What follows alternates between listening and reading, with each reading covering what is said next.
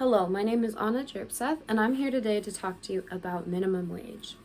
Recently, in the Senate, we've seen a back and forth between Bernie Sanders and other Republicans and Democrats about whether or not we should raise minimum wage to $15 an hour. This has been tagged onto as like a follow-up of the $1.9 billion disaster relief fund that Bernie Sanders has promised us, which has, as we know, gone through. The $15 an hour is still being debated, and Bernie Sanders seems positive that it will make it through the Senate, but even our President Biden, does not believe that it will actually follow all the way through. So today I'm here to persuade you that minimum wage should be adjusted so that we have less of a disparity in wage gaps between the average person and whoever has the most money. The first problem that we can see are that both sides are on board. They're not disagreeing about increase in minimum wage or that poverty is bad. It's just that they can't agree on how to fix it. The Guardian says that 60% of Floridians want the $15 minimum wage policy. And Economic Policy Institute says that the wage increase will decrease poverty, especially for people of minorities or marginalized people. But the second problem that I see,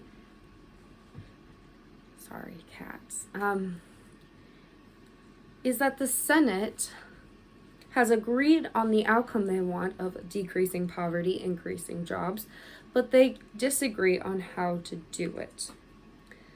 So the Senate had a filibuster over this, and they can't agree. The Republicans think that a $15 minimum wage will decrease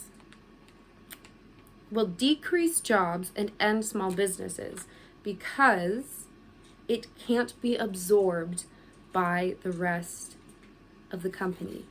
Wall Street Journal says that the money that they would be putting into their employees couldn't just be absorbed, and it would be a hit not taken lightly to the company itself.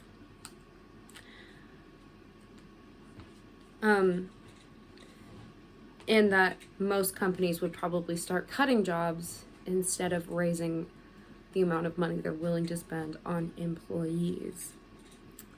Wall Street Journal, Wall Street Journal, one of Trump's economic advisors says that a higher minimum wage will cut into the business profits and run the business into the ground, which to him, I question, why are the profits all going to one person?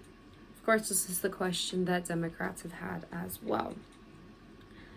So the biggest problem is that the big corporation would end up taking a bigger piece of the pie for the higher ups than they do for the lower downs. And this is what we see with big companies pocketing money away and not actually paying their workers a living wage willingly. And now that these big corporations and the manufacturers and the people, all of these people that we want it cheap and we want it fast, now that we aren't willing to pay for the employees to make it, we have less jobs. And now we have to force the corporations, force money out of their pockets so that we can live with the jobs that they've given us and the amount that they've priced our worth and our lives. So some of the solutions to this is to raise minimum wage across the board for everyone, including teenagers and people who don't need it. So when we look at this raise in minimum wage across the board, it seems as if you would have to work 40 hours a week, so full time, to get a living wage for an annual year. Usually for other people, there's supplemental income that they use so that they don't have to work 40 hours a week. But one solution is that we can raise it across the board and then not pay teenagers as much as we pay older adults.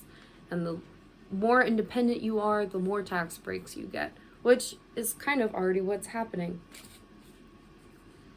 The second solution that I came across was to just always give salaries so that nobody will miss a payment, and if they are sick or if something happens to them, then their wage won't be affected by the amount of actual work that they've had to put in per hour. Again, the reason why we have wage jobs is so that we don't have to give a salary and we don't have to rely on them for being there all year. But these are the solutions. Not so great. The only thing is that if we do nothing, companies will continue to pocket all the money that their hard-working employees have made and pocket it for other reasons. Not embezzlement, but the higher ups get paid so much more, and the wealth disparity just increases every time the pay wage is different. So if we do nothing, the companies will suck the money and the life out of all of us. Capitalism. But if we adjust the pay wage, if we encourage Democrats and Republicans to speak about it kindly with each other and understand that they have the same goal of lessening poverty, but they have different ways of doing so, then we can get somewhere. It is a matter of everyone being paid fairly for the work they put into a company. And if it doesn't seem fair, then there should be rules against it, which is what a minimum wage is, so that nobody gets left at the bottom of the barrel, and anyone who is putting in the work and the time to have a job and to make money can live a normal life, which would be nice. Of course, raising minimum wage to $15 an hour across the board kind of seems ridiculous to me. It's kind of like when I hear somebody makes $20 an hour, that's incredible for you, but you must be doing something very specialized to make that much money. I think, honestly, an across the board raise in wages would be good, but it's not about how much each person is making. It's about the distribution of wealth throughout the company and then throughout all the companies. When we see one person having all the money, or one group of people in a company with all the money, and then their workers who aren't doing well, that is when we need to speak up and say something. So today I tried to persuade you that minimum wage should be raised to close wage gaps and to lessen wealth disparity in America.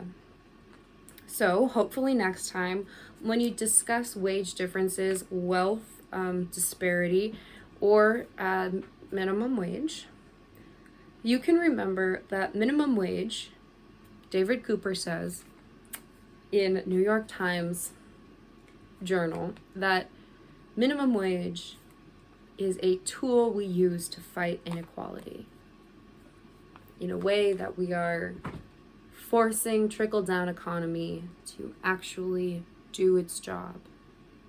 And the tax breaks might actually start to help instead of hurt the rest of the nation. Thank you.